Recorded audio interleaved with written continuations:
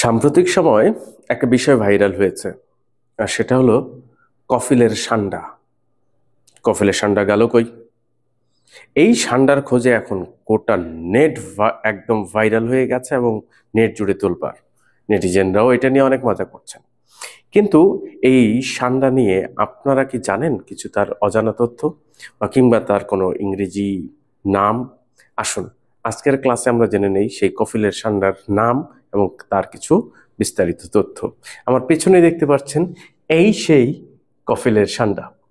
এখন আমরা যদি বলি এর বাংলা নাম হচ্ছে সান্ডা, আমরা দন্ত সই ব্যবহার করি, কিন্তু ইংলিশ নেম হচ্ছে স্পাইনি টেইলড লিজার্ড।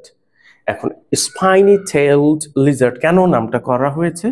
স্পাইনি লক্ষ্য করলে দেখবেন কাঁটাযুক্ত, স্পাইন মানে কাঁটা, এই স্পাইনি মানে হচ্ছে কাঁটাযুক্ত, টেইলড অর্থাৎ লেজ, কাঁটাযুক্ত লেজ। লিজার্ড এটা এক ধরনের টিকটিকি প্রজাতির প্রাণী। লিজার্ড আমরা জানি টিকটিকি, বা এটা সরীসৃপ জাতীয় প্রাণী যেটা বাংলায় আমরা বলি। তো এখানে তার সায়েন্টিফিক নেম হচ্ছে ইউরোম্যাস্টিক্স।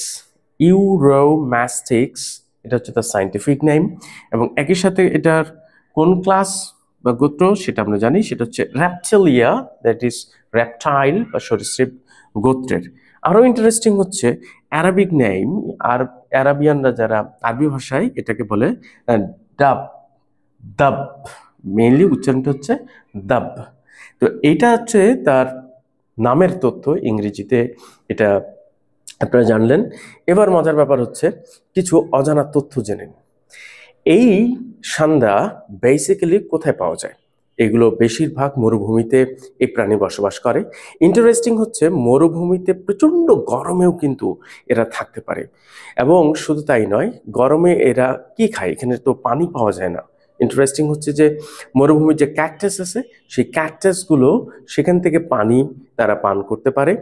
আর ইন্টারেস্টিং হচ্ছে এই সান্ডা সে 5 থেকে 30টি 40টি পর্যন্ত সে ডিম দিয়ে থাকে, এবং এই ডিম দিতে তার সময় লাগে প্রায় 30 দিন।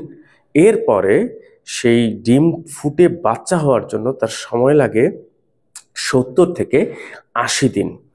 এরা সাইজে কেমন হয়? এদের সাইজ যদি বলি, তো ইন্টারেস্টিং একটা তথ্য হচ্ছে যে এরা 2 ইঞ্চি সাইজ ছোট থেকে শুরু করে এরা প্রতি বছর, ইন্টারেস্টিং হচ্ছে যে অ্যারাবিয়ান সান্ডা যেগুলো বলছি আমরা বা স্পাইনি টেইল লিজার্ড, এই এই গোত্রের প্রাণীগুলো প্রতি বছর 2 ইঞ্চি করে বৃদ্ধি পেতে থাকে, এবং এরকম করে 8-9 বছর পর্যন্ত তারা তাদের গ্রোথটা ফুল হয়। সেক্ষেত্রে 10 ইঞ্চি, 15 ইঞ্চি, এমনকি এটা আবহাওয়ার উপরে নির্ভর করে যে ওই জায়গায় কেমন তার খাদ্যাভ্যাস, খাবারের প্রচুর আমরা যেটা বলি প্রতুলতা কেমন, কতটুকু আছে, সেই খেয়ে সে ধীরে ধীরে বড় হয় এবং সে 36 ইঞ্চি পর্যন্ত বড় হতে পারে। তবে এটা খুবই কম পাওয়া যায়, ম্যাক্সিমাম 10 থেকে 15 ইঞ্চি এই সাইজের গুলোই বেশি দেখা যায়। ইন্টারেস্টিং তথ্য হচ্ছে এরা বাঁচে কত বছর?